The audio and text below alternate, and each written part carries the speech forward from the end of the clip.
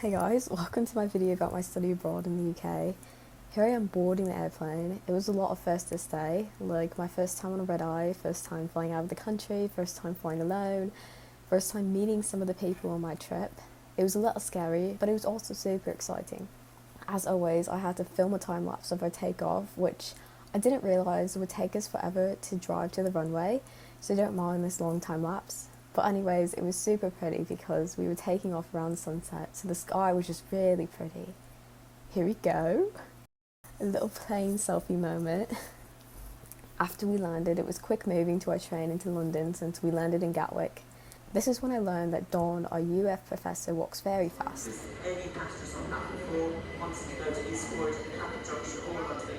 We were on the Thames Link, which was pretty much below the airport. Here is one of the trains going by in the station. But we eventually made it on our train, and it was about a 40-minute ride or so into the city of London. Right in front of me was this cute dog riding on the train too. It was really cool to look out all the windows and see all the different parts of the surrounding London area, like all the buildings and the architecture. It looked like all the shows and movies I'd seen, so I was very excited to be here. Also, I just love everyone's accent here.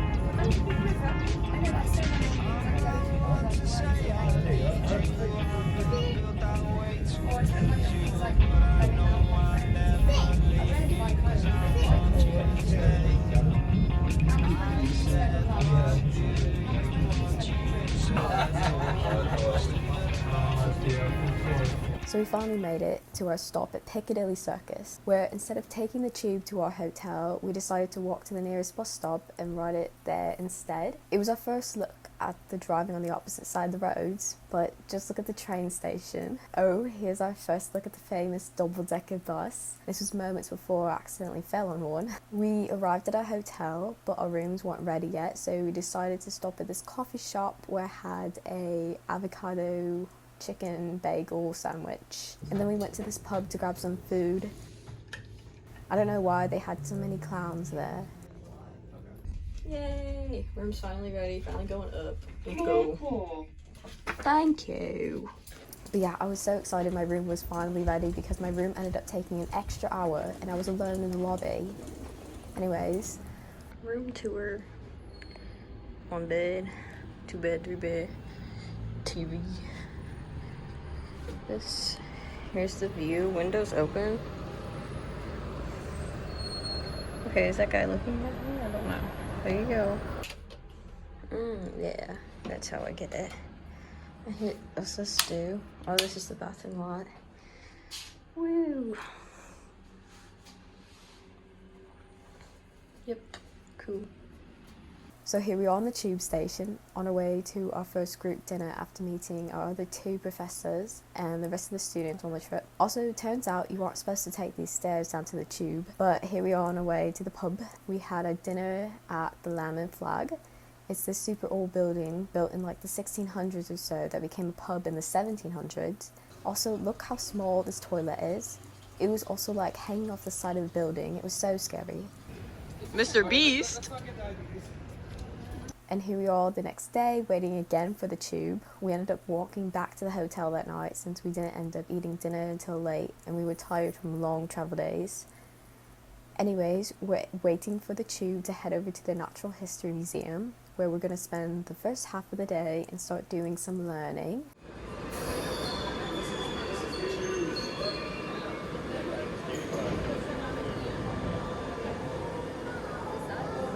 That's it, hop on. Here's the underground walk to the museum. And here we are. It's alright. Taking pictures of the pigeon. And there was my English professor, Jamie, calling me out already for taking a picture of a pigeon yesterday. Anyways, let's get to learning. This here is a football fish, similar to an anglerfish. You know, that guy from Nemo. But what a lot of people don't know is that these fish display sexual dimorphism, which is basically the male and the females look really different. This is a girl, this one. That's this lure. The females are bigger, right? Oh yeah, so I'll show you the male in a second. the males on the side, right? Something like that. Yeah. Oh, So I this heard is about the, that. Like the males attached to them, right? yeah, we've got one here. I'll show you this. So this is it's the female football fish. So these are. So it has a bioluminescent lure.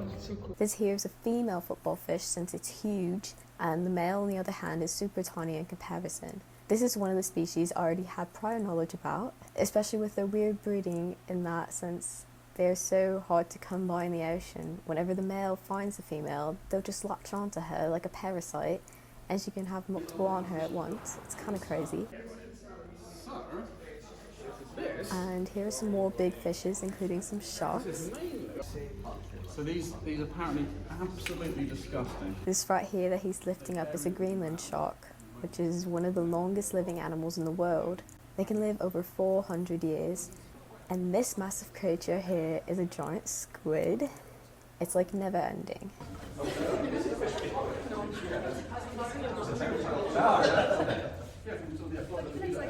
We also saw a ton of other species here, mainly fish, all preserved. We even got to see some of Darwin's collection, which I'll add a photo here. Another cool species I got to see was a coelacanth, which might not be exciting to anybody, but it was to me since I did a presentation on the species a couple of years ago. But coelacanths were originally thought to have been extinct, but were later rediscovered, so they're not. In this collection we got to see one of the original scales from the rediscovered coelacanth and one of their large eggs that they lay. After looking at this collection and a few others, mainly talking about worms like schistosomes and being totally freaked out by all the diseases, and I'll spare you from the information, we got to go on our own and explore the museum. It was packed to say the least, but the displays and the architecture were just so cool. They also had this little dinosaur section with this totally real T-Rex. Then we ventured off to the Borough Market, first passing by Tower Bridge, and oh my gosh, this place was packed. There were too many people. I hadn't eaten lunch though, so I got some gyoza. Then, after a quick trip back to the hotel, I ventured off once again to explore some of the famous London sites. Here is Big Ben, featuring plenty more double-decker buses. The London Eye, I own a quick McDonald's break because I needed some dinner and it was late. Then we made our way to Buckingham Palace, passing through St James Park, which was super cool. Here's an eastern grey squirrel, which is the same as what we have here. Whoa!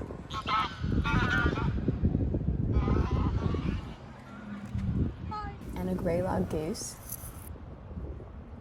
Here are some with some babies. Hello, you're gonna attack me.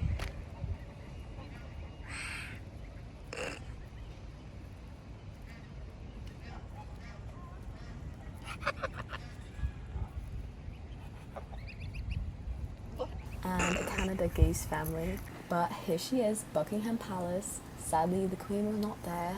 Rest in peace. On our walk back to the hotel, it was pretty late at night, but we encountered the famous London red fox. It is super hard to see in this video, but trust me, it was there and I was so excited.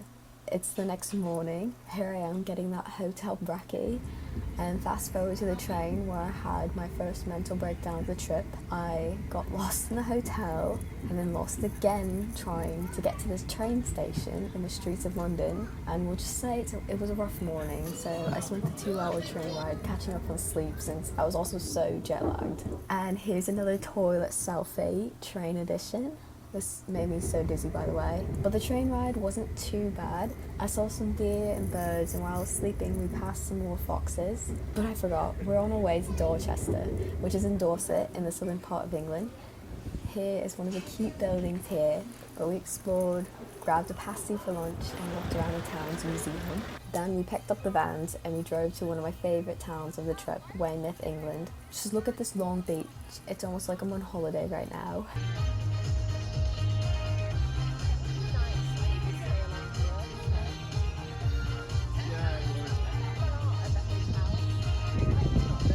But here we stayed in this cute, super old hotel. Like, all the people inside were also old. The afternoon, after the hotel dinner, where I had my second dish of fish and chips of the trip, we walked around the town, which felt like a quieter Amsterdam, as I would imagine. It was super fun. We walked the piers and beach and just spent the night exploring. And now it's the next day, we're heading to Kimmeridge. Here are some sheep we passed on the way there, and here's Kimmeridge Bay. This is where we'll be snorkeling very soon, all the way out there. But first we went to the Etches Museum, and this is actually Steve Etches, the man himself, showing us some oil shell he found here after showing us all the fossils he's found and has on display in his museum. I'm addicted to it. Right, now it's snorkeling time, and I put my flippers on way too soon, and I instantly fell getting in. My butt. No, I haven't. Oh, that hurt my butt. I ended up recording a lot of the snorkeling trip, so be prepared for a lot of underwater footage. I have no idea how long the snorkeling trail was, but I'd say we were out there for around an hour or so. It was pretty shallow, which was good since I'm not a great swimmer, but here's a bunch of seaweed, probably like Ova intestinalis.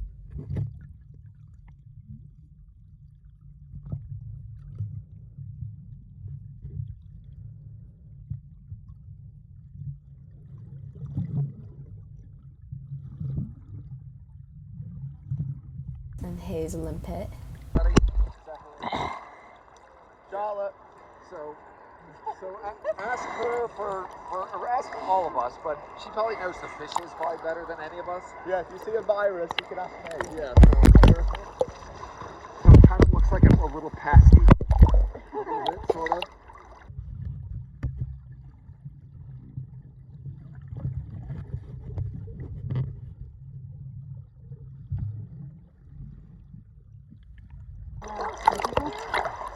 Do that. You think he lost it in the fight? It's probably, or get it away from a predator. She's up here. You seen the red velvet crab with it's a live one, it's got the red eyes. Whoa. Whoa. Yeah, so like Don said, this is a velvet crab, and they're fairly easy to identify based on their bright red eyes and their short hairs on the body, making them appear velvety. Oh, and here's a spider crab I found, and these guys are absolutely massive. They're found in the northeast Atlantic Ocean and Mediterranean Sea. But yeah, that was about all I saw. I was also a little preoccupied because halfway through the trip I lost feeling in my foot. I probably lost circulation, and we were fairly far out, and I'm a bad swimmer, so my only goal was just to make it back to shore and hope I could still walk. Here I am after the trip, a little chilly with the wind and just getting out of the ocean. Quiet, or you need like temperature changes, you gotta let me know, otherwise, I don't know. Here we saw a deer in this field. After dinner, a couple of us went to this nearby park to go bird watching. It was called like Badpole Lake, but anyways, this is a chiff-chaff and we heard them everywhere. It's the next day and we're at Portland Castle. That's actually a fort, not a castle. Here is the overlook of Portland and Chesil Beach. And weird fact, but supposedly you can't say rabbit in Portland because it was thought that rabbits were the cause of some quarry collapses. And now we're at Portland Bill. We walked down some of the rocks and learn more about crabs and such. Here I am climbing up the stones of Chesil Beach, which was harder than it looked from the overlook. So then we ate lunch here on the beach and we skipped some rocks and looked around because the rocks looked super cool. And then we went on this hike in Abbotsbury to St. Catherine's Chapel. And on this hike we grabbed this one plant called like sticky weed and like throw it on each other, stick it on each other's backs. It was really fun. And we got some ice cream and then we went over to this pond and we saw some swans and other ducks that had little babies and it was really cute.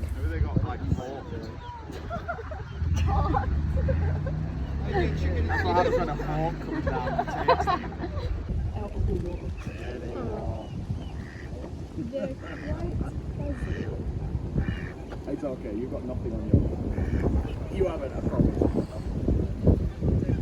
Now it is the next day, which was one of the hardest because we hiked to Durdle and I have 0 videos from this hike since I was absolutely dead. But to sum it up, it was like 5 miles of just ups and downs. You got the right idea. Not a bad idea.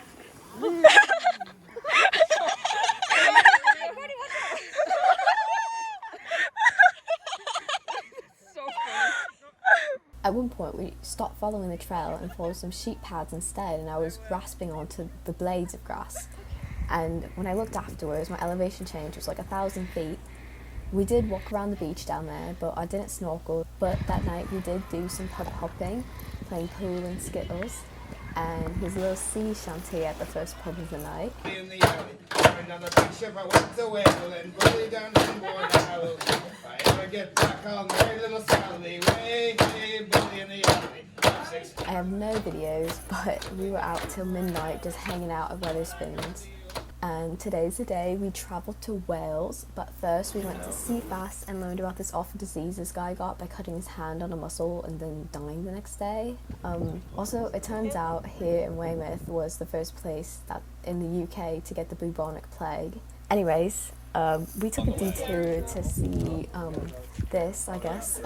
After a quick stop at Aldi, we were already running a little late to get to our hostel and dinner reservations. We might have popped a tyre. We sat here for a bit, but we barely made it to our dinner before the kitchen closed and called it a night. Our first full day in Swansea, Wales, we started off at the Llanelli Wetlands, where we got to see a ton of birds. Then we explored a bit of Swansea, going into this indoor market, and then here we are on the boat to go trolling. So basically trolling is like you throw this net off the boat and it scoops up stuff on the bottom of the seafloor, and then we pull everything up and see what we got. So we got 2 bobtail squids, which are also known as little cuttlefish, and we got a ton of starfish. We also got a couple sole and a plaice, which I got to hold. I guess a little fun fact about soles is that their eyes and snout are on the right side, since they like bury themselves in the sand. And then that night we did a chill coaster walk behind our hostel, but it wasn't very chill, more like rock climbing. But the sights were amazing at sunset. Oh, I also performed a rap by ChatGPT that got recorded and turned into this.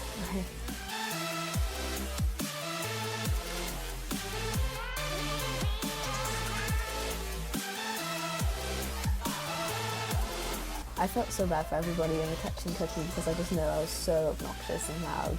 The next day we went to Mumbles to visit Oystermouth Castle, and here are some pictures since I got 0 videos from this day.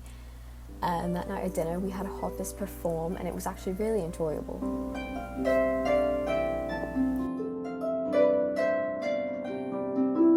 Okay, now this day was one of my favourites. We got to hike Worm's Head, which is that thing all the way out there. Oh, and there's also a shipwreck on that beach. Oh yes! But the starting bit of the hike, you got to walk over these rock pools and look at all the mussels. Hotless me enjoyed the crunchy sound that they make when you step on them. But the hike was chill at some points like this, and other times not so much, like climbing across these rocks. Like, I could fall in between them and it would be over. But like, that's what makes it fun, right? Also, yes, that was me out there in the blue. My professor filmed this video waiting for us to cross. And then after that we crossed this land bridge and climbed up this wall and then enjoyed lunch at the end. It was awesome. Then on our way back we did some rock pooling while the tide was low, as at high tide this is all underwater. We were all doing the limpet kick, as Jamie would call it. Here's the view from another hill we climbed to look at some grey seals down below. This whole hike we learned a ton about seals, and I found out I was super interested in them. So much so, I wrote my final essay on them. Fun fact, seal pups are born with white fur, then they'll turn more grey as they age. Here's a little rock pool prawn I recorded, and here I am touching an Atlantic beadlet anemone. It was really squishy. Oh my gosh! Here in my hand I got a brown crab, Cancipagorus. We ended up seeing these guys a lot on the trip. Oh, and some more shrimpy guys, they're so cute.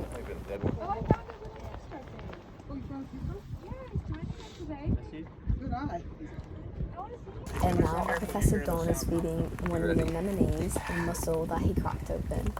A little anticlimactic, but still cool. There he goes. Yeah. It's like, oh yeah, that's a special treat right there. All you can eat. Give it a minute. It's like not used to it. Probably it's like, wait a second, is that? So there he goes. And he's swimming.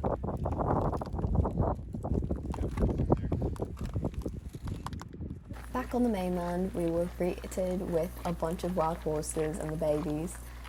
It was so pretty. Like, look how small this guy is. Oh my gosh.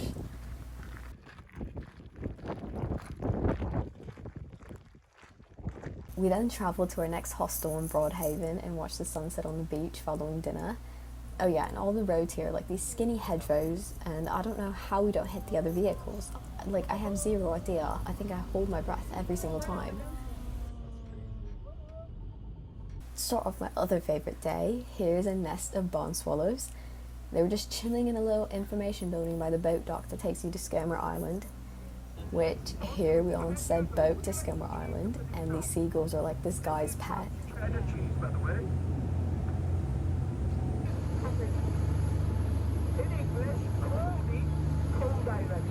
But here's Skomer Island, which is just so pretty with all the flowers and the birds. I loved it.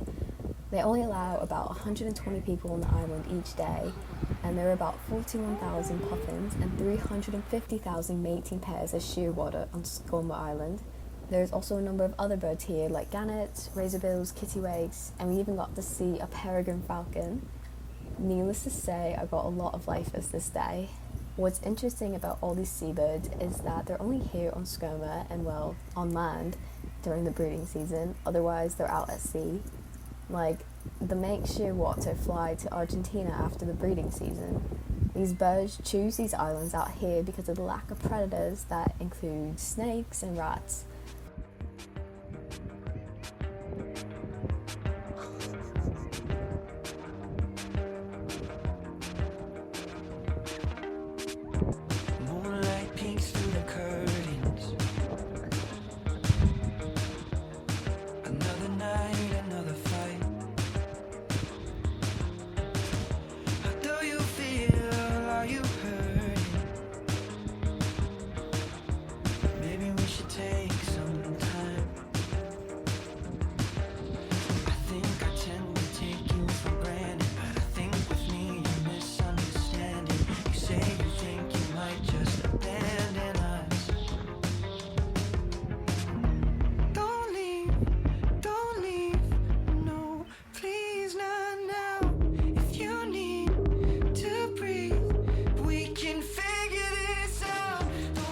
Give a ton of fun facts about these birds, but that would make this video even longer than it already is, so I'll just give you these little facts about puffins I thought were interesting.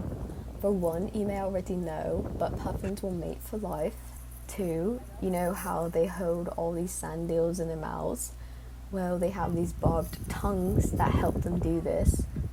And then three, puffins will shed their beaks after the breeding season, leaving a duller colored beak. When I say I could spend all day here, I'm not joking. We were here for about 5 hours and I could have easily spent longer. Like, I cannot wait to go back. So that was the first half of the trip, and so the second half was a lot more chill. We'd go out to the pubs at night and explore during the day and learn a ton of information. At this point, I'd forgotten to record a lot of the stuff, so enjoy some of the pictures here and there instead. Anyways, we had a little break day in between, which was much needed as I caught a cold and was in need of a break day. But then we travelled back to England into York, which is like Harry Potter town. We started off in this knockoff spaceship Earth ride about Vikings at the Jorvik Viking Centre. That day we just explored the town, going to Shambles and dinner, and then the York Minster. The next day we went to Vindolanda, which is where we saw a bunch of Roman ruins and these sheep. We then hiked up to Hadrian's Wall, which was rebuilt in 211 AD and is 73 miles long, which is just crazy.